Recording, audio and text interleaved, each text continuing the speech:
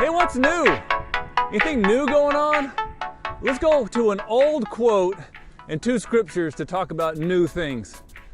Machiavelli, what a cool name. Deep thinker. He wrote that book called The Prince.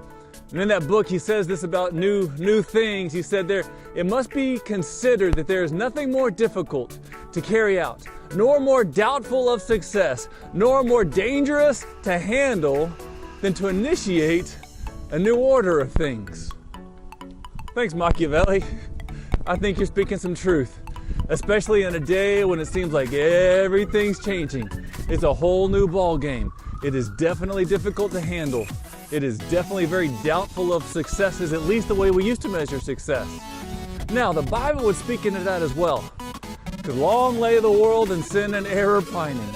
Right? God keeps rescuing His people and delivering them and bringing them close to Him, and they keep running after other little false gods. And I wish I could say that ended a long time ago, but it seems like we're stuck on that same treadmill, that same rat race. And what happens if you win the rat race? Well, you're still a rat. You're just the fastest one. Now, God would speak to the prophet Isaiah. So in Isaiah chapter 43, verse 19, it says, "See, I'm doing a new thing." So the people would get excited going, "Well, we want some of that new thing. What's the new thing?" It says, "Now it springs up. Do you not perceive it? I'm making a way in the wilderness and streams in a wasteland."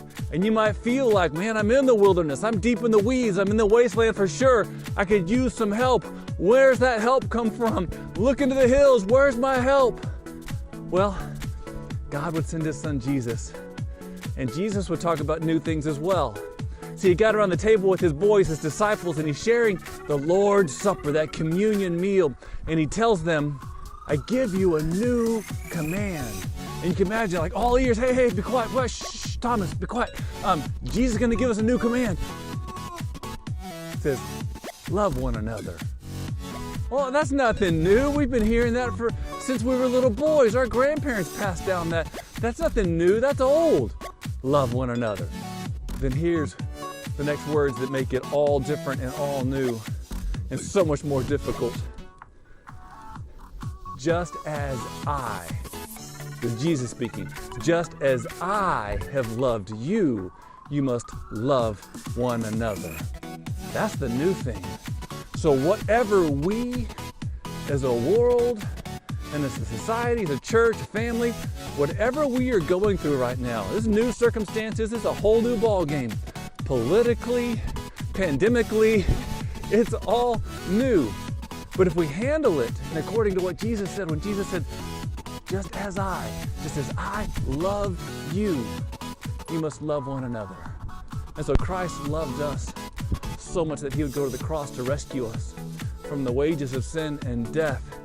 And so we love each other out of that kind of love, that kind of compassion, commitment, and obedience, and joy, cheerfully giving, that kind of love. And that will bring new life. So God bless you as you move with His faith and hope and love and do this new thing in Jesus' name. All right, peace.